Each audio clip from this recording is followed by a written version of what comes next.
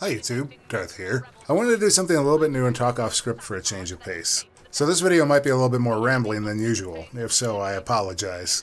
I wanted to talk a little bit about battle points, the concept that they introduced in Star Wars Battlefront II, where you can sort of earn these points throughout the course of the game and spend them on heroes or super soldiers or elites or whatever you want to call them. The idea being that the more you play the objective and the more kills you get, sort of the better things that you can unlock in the course of the game. In Battlefield, the closest equivalent I can think of is if you were to play the objective or score points in a match, you'd be able to use those points to then get vehicles or tanks or aircraft or what have you. It's kind of an interesting switch from how things have been handled in the first Battlefront and also how they're handled in Battlefield, so I want to talk about it a little bit, because I think it might show up again in future titles. So, I definitely remember hearing Level Cap talk about this concept for quite some time in the Battlefield franchise, and I wouldn't be surprised if him being in the Game Changers program had something to do with it appearing in this particular title. Maybe that's giving him too much credit, I don't know. In any case, the idea behind this is that you could, in at least Battlefield, where I think it was originally pitched, reserve vehicles for players who were going to do the best and make the best use of them. Essentially, players who had at least contributed something to the team, rather than just giving it to whoever happens to run up to it first. In Battlefront 2, this ends up being the heroes and elite soldiers are sort of reserved to people who play the objective, or at least reserve their points back long enough to get something like that. So ultimately, it keeps the important resources in the hands of the people who are contributing the most to the team, or at least in theory are contributing the most to the team. I think Planetside 2 does something, maybe even Planetside 1, I never played that game though. Planetside 2 does something similar where they have costs for vehicles, and I believe you accrue those points throughout the course of however long you're playing that MMO. Although I think in that game in particular, the resources were a little bit better balanced for what it was. In Star Wars Battlefront II, it's still clearly a little bit of an experiment. So I want to talk a little bit about why I think there are good ideas mixed in with this. It's primarily interesting because the rewards in this particular setup are earned as opposed to being random. So you don't have somebody just jumping into a tank right at the start at level 1 and just rushing off with it and immediately getting it killed. You don't lose that resource on your team. There's no random reward going on where you have players who didn't earn something getting something in return. If you played the objective and earned 2,000, 3,000, 8,000, or however many points, that particular reward, hero, or what have you is your own to use. It's nobody else's. There's somewhat of a detriment around that too, but I'll talk about that later. I think the big plus for this system is that it rewards team play in particular, so players who play the objective, players who do the things that the game developers want them to, will earn points more quickly than players that are, say, just off in a corner doing their own thing. And the rewards in Battlefront are actually really good because you get any selection of, well, depending on how limited or not you are by things outside the course of the game, you get any selection of heroes that you want, which all tend to be quite powerful, especially in the hands of good players, and also you get slightly less expensive elite troopers. And obviously a lot of players hold out for those heroes because they contribute so much to the battlefield. There's such a distinction between just your regular trooper, your elite trooper, and your hero that it's kind of, it behooves you to wait and hold on to your resources until you can get an actual hero. That really is the big pro towards this, is that it rewards players who play the game like they're supposed to be, as opposed to people who, say, just sit on a hill and snipe all game. Of course, that requires all actions that reward you these points to be somewhat equal in value, and right now there's at least starfighters in Galactic Assault that don't necessarily reward you the same number of points as being on the ground. Right now you can earn a heck of a lot more points being in a starfighter than you can on the ground, and this is typically how people will farm up heroes for the end of a match, is they'll play a starfighter in Galactic Assault and then just keep playing that starfighter until they've amassed enough points to actually get the hero that they want. And typically right now they can just spam heroes at the end of a match, and that feels a little bit weird, especially if you hadn't seen this player for the entire match because they had been in the air the entire time, earning points that are not at the same rate as the rest.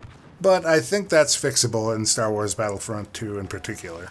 One last thing that it does that's kind of interesting towards the gameplay is it changes the beginning of the game away from being instantly about rushing to vehicles and more to being playing the objective, playing infantry, being focused on the ground first, and then those other options open up to you a little bit later.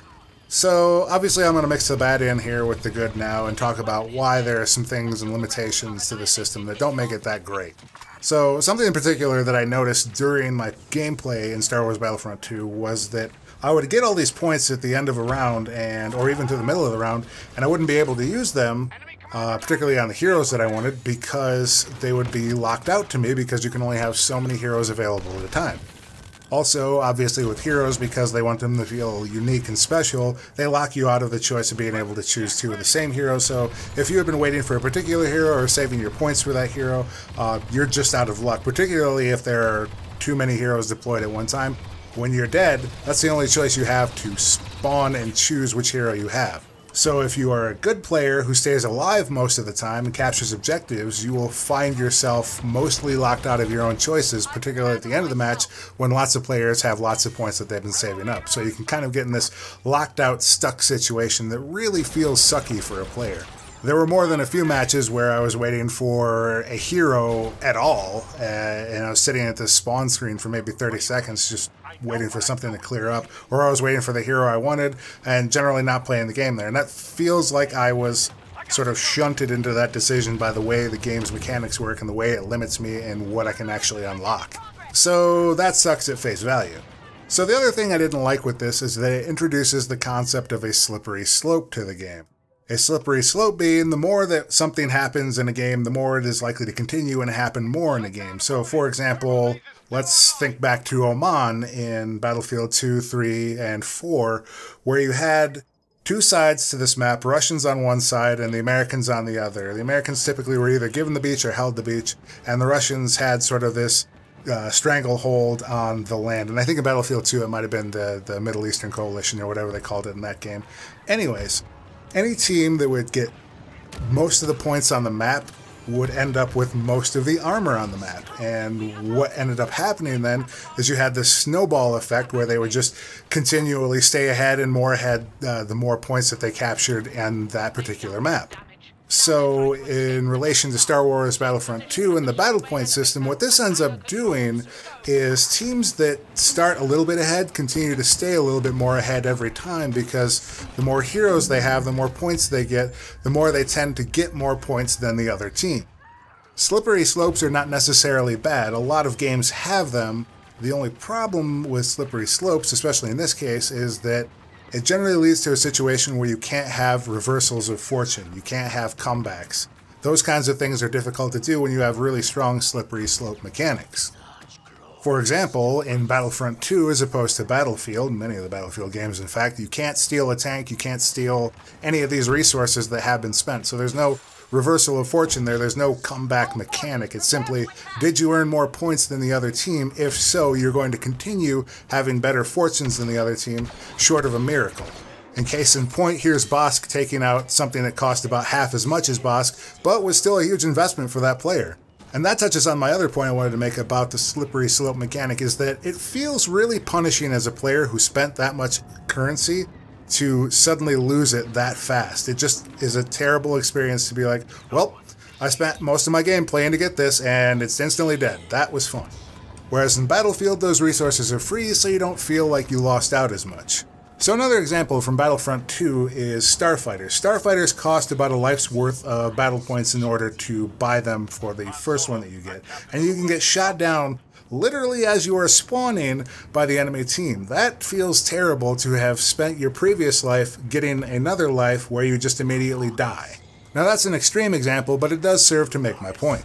These battle points tend to be a bad experience for new players. They're hard to get and they're easy to lose. I mean, what does that feel like the first time that you get Darth Vader, you spent the entire round playing for him, and all of a sudden you just immediately die because you don't know how to use that hero, because you've never used that hero before this point. So those are the detractions, and I wouldn't say that they necessarily kill this idea, but they do introduce an obvious set of their own problems. I think some of these are solvable and others are a little bit more difficult. So how do I feel about this battle point system?